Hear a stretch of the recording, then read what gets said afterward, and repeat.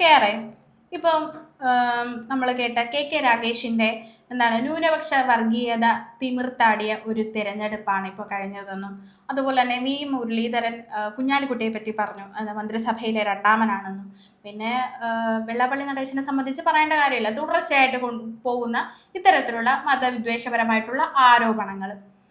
കേരള സമൂഹത്തിൽ ഇനിയെങ്കിലും ഇത്തരത്തിലുള്ള ഒരു മതവിദ്വേഷ പ്രചാരണങ്ങൾക്ക് ഒരു അവസാനം ഉണ്ടാകും, ഇതിന് വേണ്ട ഒരു നടപടികളോ അല്ലെങ്കിൽ ഇതിനൊരു അന്ത്യം എന്തെങ്കിലും ഉണ്ടാവും എന്നുള്ള ഒരു പ്രതീക്ഷയുണ്ടോ? അതായത് വേണി ഇപ്പം ഇതിനോട് കൂട്ടിച്ചേർത്ത് വായിക്കാവുന്ന ഒരു കാര്യം ആണെന്ന് എനിക്ക് തോന്നുന്നു. അപ്പോൾ നമ്മുടെ വയോജന വകുപ്പ് UDF മാനിഫെസ്റ്റോയിലുള്ളതായിരുന്നു, അത് വന്നു. മറ്റൊരു വളരെ പ്രധാനപ്പെട്ട ഒരു തീരുമാനം ഇല്ലെങ്കിൽ ഒരു പ്രഖ്യാപനം, വാഗ്ദാനം UDF മാനിഫെസ്റ്റോയിലുണ്ടായിരുന്നു. അതാണ് മിനിസ്ട്രി ഓഫ് ടോളറൻസ്. അത് നമ്മൾ ശരിക്കും മിനിസ്ട്രി ഓഫ് ടോളറൻസ് നമ്മൾ കണ്ടിട്ടുള്ളത് വിദേശ രാജ്യങ്ങളിലേക്ക്, അറബ് രാജ്യത്തിൽ ആണ് കണ്ടിട്ടുള്ളത്. അത് വളരെയധികം ഗംഭീരമായിട്ട്, അതായത് ഒരു സമൂഹത്തിലെ സഹിഷ്ണുത ഉറപ്പിക്കാൻ, വിദ്വേഷ പ്രചരണങ്ങൾക്ക് തടയിടാൻ, അതിന് വിദ്വേഷ പ്രചരണങ്ങൾ നടത്തിക്കഴിഞ്ഞാൽ ഒരു സമൂഹത്തിൽ ഭിന്നിപ്പുണ്ടാക്കുന്ന, സഹിഷ്ണുത ഇല്ലാതാക്കുന്ന, സഹിഷ്ണുതയല്ലാത്ത പെരുമാറ്റം ഉണ്ടാകുന്ന എല്ലാ നടപടികളെയും തടയിടാനും അതിനെതിരെ നടപടിയെടുക്കാനും ഒക്കെ വേണ്ടിയിട്ടുള്ളൊരു സംവിധാനമായിട്ടാണ് അവിടെയൊക്കെ അത് വർക്ക് ചെയ്യുന്നത്.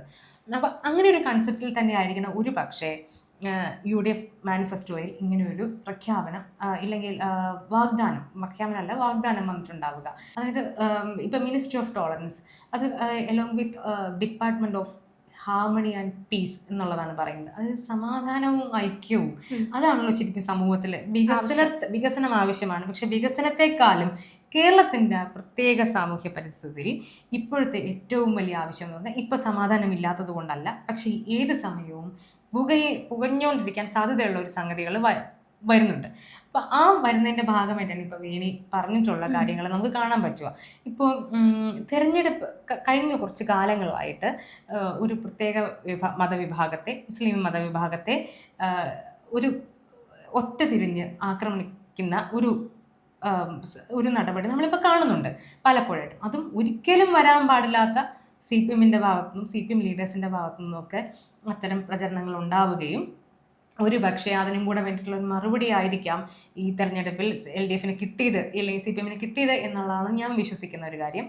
അപ്പം അങ്ങനെ ഒരു നടപടി, ഇത്രയും വർഗീയത പറഞ്ഞ്, അതായത് BJP നേതാക്കൾ ഉൾപ്പെടെ ഇപ്പോഴത്തെ BJP നേതാക്കളല്ല, മുമ്പത്തെ BJP നേതാക്കൾ ഉൾപ്പെടെ പറയാൻ മടിച്ചിരുന്ന വർഗീയത പച്ചയ്ക്ക് പറയുക എന്ന് പറയില്ലേ, അത് പറയാൻ ഇവിടുത്തെ നേതാക്കൾക്കും ഒരു മടിയില്ലാത്ത, ദേശീയ രാഷ്ട്രീയത്തിലായിരുന്നു ഒരുപക്ഷെ നമ്മൾ ഈ ന്യൂനപക്ഷ വർഗീയത ഏറ്റവും കൂടുതൽ കേട്ടിട്ടുള്ളത്. കേരളത്തിലെ BJP നേതാക്കൾ ഉൾപ്പെടെ അങ്ങനെ നമ്മൾ പച്ചയ്ക്ക് വർഗീയത പറഞ്ഞ് കേട്ടിട്ടില്ല. ഒളിഞ്ഞും തെളിഞ്ഞും ഒക്കെ അതാണ് അവരുടെ അജണ്ട നടപ്പാക്കാൻ അവർ നോക്കിക്കൊണ്ടിരുന്നെങ്കിലും പച്ചയ്ക്ക് വർഗീയത പറഞ്ഞ അത് ഇവിടെ പറഞ്ഞുകൊണ്ടിരിക്കുന്നത് BJP നേതൃത്വം പറയുന്നുണ്ട്. രാജീവ് ചന്ദ്രശേഖർ ഇതിൻ്റെ മുഖ്യ അധ്യക്ഷനായി വന്നതിന് ശേഷം ഉണ്ടാകുന്ന തീരുമാനങ്ങൾ പല കാര്യങ്ങളിലും ഇത്തരം പരസ്യമായി വർഗീയതയൊക്കെ പറയുന്നത് നമ്മൾ കണ്ടിട്ടുണ്ട്. പലപ്പോഴും നമ്മൾ അങ്ങനെ അല്ലാതെ കണ്ടിട്ട്, ഇപ്പൊ ശബരിമല വിവാദം വന്ന സമയത്തൊക്കെ, മുമ്പ് യുവതി പ്രവേശം വന്ന സമയത്തൊക്കെ നമ്മൾ അങ്ങനെ അല്ലാതെ കാണുന്നുണ്ട്, കേൾക്കുന്നുണ്ട്. പക്ഷെ അതിനുശേഷം CPM-ൽ നിന്നുണ്ടാവുന്ന ഒരു സംഗതി, ഇപ്പൊ ഇലക്ഷൻ കഴിഞ്ഞു ഒരു തിരുത്തുണ്ടാവും എന്ന് പറഞ്ഞിട്ടാണല്ലോ CPM ഇപ്പം നിൽക്കുന്നത്. പക്ഷെ CPM-ൻ്റെ ജില്ലാ കമ്മിറ്റികളിലും ബ്രാഞ്ച് ഘടകങ്ങളിലും എല്ലാം ഉയർന്നു വരുന്ന ഒരുപാട് വിമർശനങ്ങളുണ്ട്. ആ വിമർശനങ്ങൾ പലതും CPM-ൻ്റെ നേതൃത്വത്തെ ചോദ്യം ചെയ്യുന്നത് തന്നെയാണ്. പക്ഷെ അതിനെ എങ്ങനെയാണ് അവർ തടയിടുന്നതെന്ന്, പ്രത്യേകിച്ച് കണ്ണൂർ, ഇത്രയും വലിയ കുത്തൊഴുക്കുണ്ടായ കണ്ണൂരിൽ ഏത് തരത്തിലാണ് KK രാഗേഷൊക്കെ പറഞ്ഞ ഒരു കാര്യം എന്ന് പറഞ്ഞാൽ, നമുക്ക് ഒരു കമ്മ്യൂണിസ്റ്റുകാരിൽ നിന്ന് ഒരു CPM, ഒരു ഇടതുപക്ഷ നമ്മൾ ഒരിക്കലും പ്രതീക്ഷിക്കാത്ത കാര്യമാണ്. അതായത് എന്തുകൊണ്ട് CPM-ന് പരാജയം സംഭവിച്ചു, ഇതാണല്ലോ ചോദ്യം. ഈ പരാജയം സംഭവിച്ചതിന് എന്താണ് കാരണമായിട്ട് പറയുന്നത്? ന്യൂനപക്ഷ വർഗീയത തിമിർത്താടി തിരഞ്ഞെടുപ്പായിരുന്നു.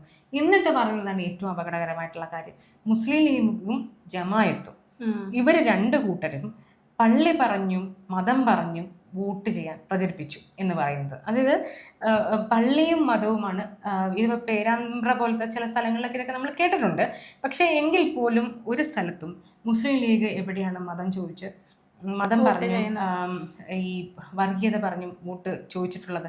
അങ്ങനത്തെ ഒരു സംഭവം നമ്മൾ കേരളത്തിൽ കേട്ടിട്ടില്ല, അല്ലേ? നമ്മൾ പൊതുസമൂഹം കേട്ടിട്ടില്ല. അങ്ങനെ നിൽക്കുമ്പോൾ KK രാഗേഷ് പറയുകയാണ്. അപ്പോൾ അതിന് പുറകെ എത്തി പിണറായി വിജയൻ ഇതിനെ ന്യായീകരിക്കുകയാണ് ചെയ്യുന്നത്.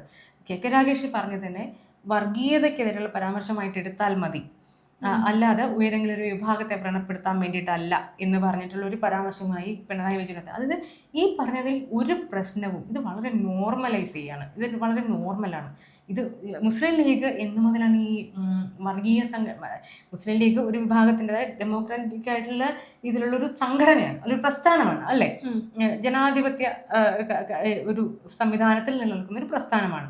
ആ പ്രസ്ഥാനത്തെയും ചേർത്ത് ഒരു സംഗതി പറയുന്നത് അത്ര നിഷ്കളങ്കമായിട്ട് നമുക്ക് കേരള സമൂഹത്തിൽ കണക്കാക്കാൻ കഴിയില്ല.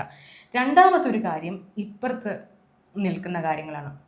ഇന്നലെ വി മുരളീധരൻ മറ്റേ ഇത് സത്യപ്രതിജ്ഞ കഴിഞ്ഞ ഉടനെ കഴിഞ്ഞിട്ട് വന്നതിന് ശേഷം പറഞ്ഞ ഒരു കാര്യങ്ങൾ എന്നൊക്കെ പറഞ്ഞു കഴിഞ്ഞാൽ, വി മുരളീധരൻ പറയുകയാണ് രണ്ടാമത്തെ എല്ലാ ഇതിലും രണ്ടാമത്തെ പറയുന്നത് ആഭ്യന്തരമന്ത്രിയാണ്, അത് ആകുമ്പോൾ രമേശ് ചെന്നിത്തലയാണല്ലോ രണ്ടാമത്തെ എടുത്ത് വേണ്ടത്.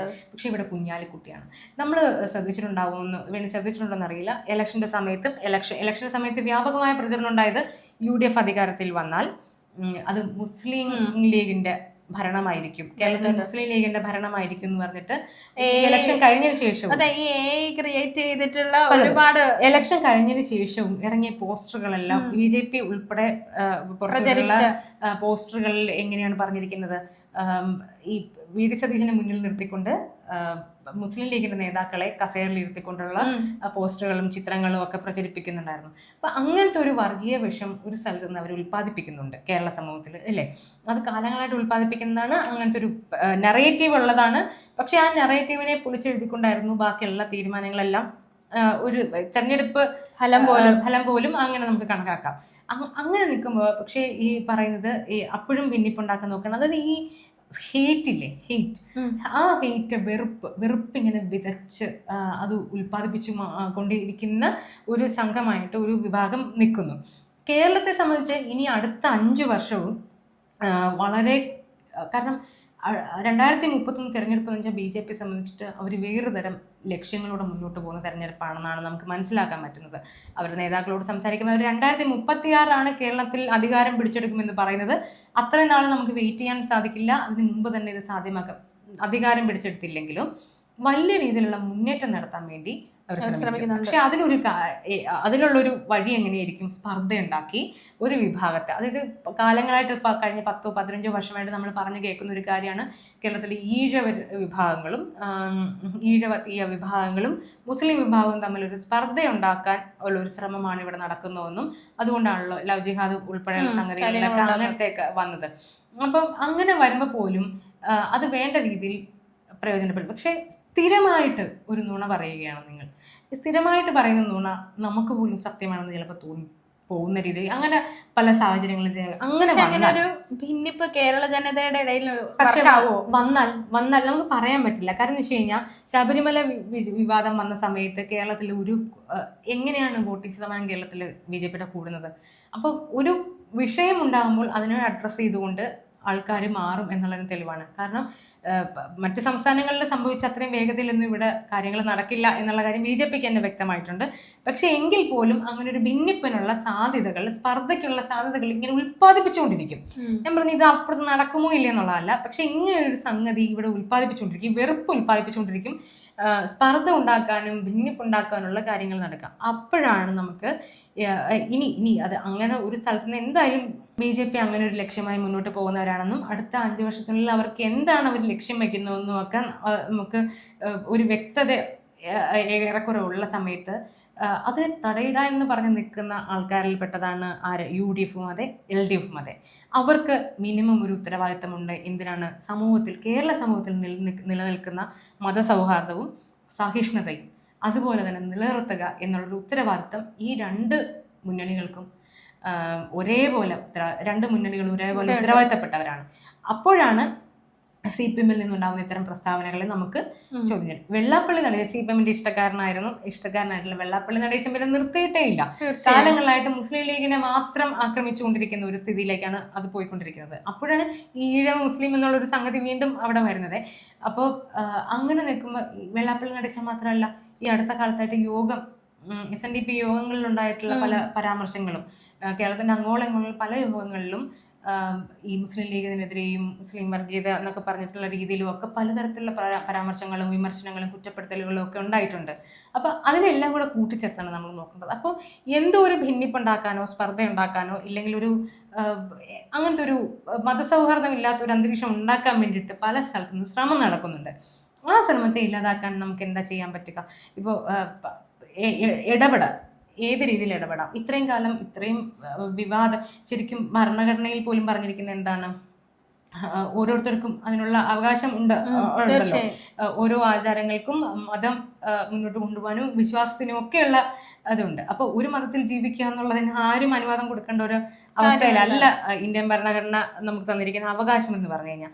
പക്ഷെ ഇപ്പൊ എന്താ പ്രശ്നം എന്ന് വെച്ച് കഴിഞ്ഞാൽ, അത്തരം അവകാശങ്ങളെ പോലും ചോദ്യം ചെയ്തുകൊണ്ട് ഒരു വിഭാഗത്തെ വലിയ തോതിൽ കുറ്റപ്പെടുത്തുകയും ഒറ്റപ്പെടുത്തുകയും, അത് പറഞ്ഞ് ആ മതത്തിൽ നിൽക്കുന്ന ആ വിഭാഗത്തിൽ നേരിട്ട് കുറ്റപ്പെടുത്തില്ലെങ്കിൽ പോലും ഒരു മുസ്ലിം വിരുദ്ധ പൊളിറ്റിക് ഉണ്ടാക്കിയെടുക്കാനുള്ള ഒരു സംഗതി ഇവിടെ നടപടിയാവുന്നുണ്ട്, അപ്പോൾ നടന്നുകൊണ്ടിരിക്കുന്നുണ്ട്. അപ്പൊ അതിനെ തടയിടാൻ പിന്നെ നമുക്ക് ഇത്രയും വിദ്വേഷ പ്രചരണങ്ങൾ നടത്തിയിട്ടും ഇത്രയും മതം പറഞ്ഞ് പോരാടിയിട്ടും ഒരു നടപടിയും ഇന്നേ വരെ ഉണ്ടായിട്ടില്ല. ഒരാൾക്കെതിരെയും കേസ് ഇതുവരെ എടുത്തിട്ടില്ല. എല്ലാം ഇത് സോഷ്യൽ മീഡിയയിലൊക്കെ വലിയ തോതിൽ പ്രചരണം നടത്തിയിട്ട് പോലും അങ്ങനെ ഉണ്ടായിട്ടില്ല. അപ്പൊ ഇതിനൊക്കെ ഒരു തട വേണമല്ലോ. അപ്പം അതിനൊരു പരിഹാരം എനിക്ക് തോന്നുന്നത് ചിലപ്പം ഈ മിനിസ്ട്രി ഓഫ് ടോളറൻസ് അത് ഒരു വളരെ നല്ല കൺസെപ്റ്റ് ആയിട്ട് നമുക്ക് ആ പ്രകടന പത്രിക വന്നപ്പോൾ മുതൽ അങ്ങനത്തെ ഒരു സംഗതി. കാരണം കേരളത്തിന്റെ സഹിഷ്ണുതയാണല്ലോ പ്രധാനപ്പെട്ട കാര്യം, സമാധാനവും ഐക്യവും. ഈ സംഗതി ഇപ്പൊ വി ഡി സതീശനൊക്കെ മുഖ്യമന്ത്രി പറയുന്നുണ്ട്, എന്ത് പറഞ്ഞാലും വർഗീയത പറയുന്നവരെ കൂടെ നിർത്തില്ല, ഇല്ലെങ്കിൽ അങ്ങനെ ഒരു ഭിന്നിപ്പുണ്ടാക്കാൻ വെറുപ്പ് ഉൽപ്പാദിപ്പിക്കുന്നവരെ കൂടെ നിർത്തത്തില്ല എന്നൊക്കെ പലതവണയായിട്ട് പറയുന്നത്. പക്ഷെ ഈ പറച്ചിൽ കൊണ്ടൊന്നും ഒരു കാര്യം നടക്കാൻ പോകുന്നില്ല. ഇനി ചെയ്യേണ്ടത് ആക്ഷനാണ്. ഈ ആക്ഷൻ ചെയ്തില്ലെങ്കിൽ ഈ വരുന്ന 5 വർഷം വളരെ നിർണായകമായ 5 വർഷമാണ്.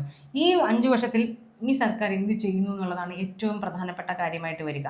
അപ്പൊ അതിൽ ഇതും ഒരു വളരെ പ്രധാനപ്പെട്ട ഉത്തരം. കേരള സമൂഹം ഈ കാണുന്ന സമൂഹമായിട്ട് നിലനിൽക്കണമെങ്കിൽ അതിന് കൃത്യമായിട്ടുള്ള ഇടപെടലുകൾ വന്നേ പറ്റും. അതിനൊരു പക്ഷേ അതിനകത്ത് കൃത്യമായിട്ട് പറയുന്നുണ്ട്, ഇതിനൊരു നടപടി എടുക്കുന്ന രീതിയിലുള്ള സംഗതികൾ വരും. വർഗീയ പ്രചരണം, വിദ്വേഷ പ്രചരണം അവസാനിപ്പിക്കാനുള്ള, ഏതെങ്കിലും മതത്തിന്റെ പേരുള്ള വിഭാഗീയത, അത്തരം വിഭാഗീയത ഉണ്ടാക്കുന്ന കാര്യങ്ങൾ അവസാനിപ്പിക്കുകയോ സമൂഹത്തിൽ എന്തെങ്കിലും ഭിന്നിപ്പുണ്ടാക്കുകയോ ഒക്കെ ചെയ്യുന്ന കാര്യങ്ങളെ തടയിടാൻ വേണ്ടിയിട്ടും സമൂഹത്തിൽ സഹിഷ്ണുതയും സമാധാനവും ഐക്യം ഉണ്ടാക്കാൻ വേണ്ടിയിട്ടുള്ള ഒരു വകുപ്പാണ് നമ്മൾ വിഭാവനം ചെയ്യുന്നത് പറയുന്നുണ്ട്.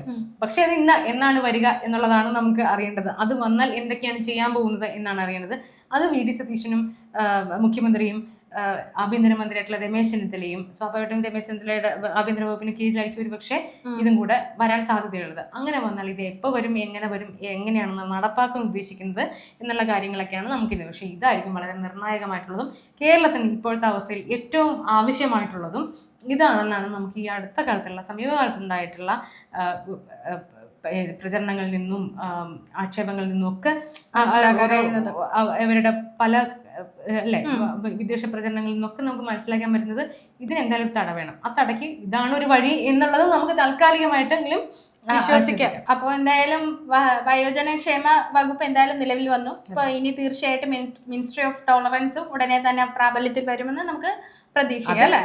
വളരെ ആക്റ്റീവായിട്ട് വരുമെന്നും കൂടുതൽ നടപടികൾ ഉണ്ടാവുമെന്നും നമുക്ക് പ്രതീക്ഷിക്കാം.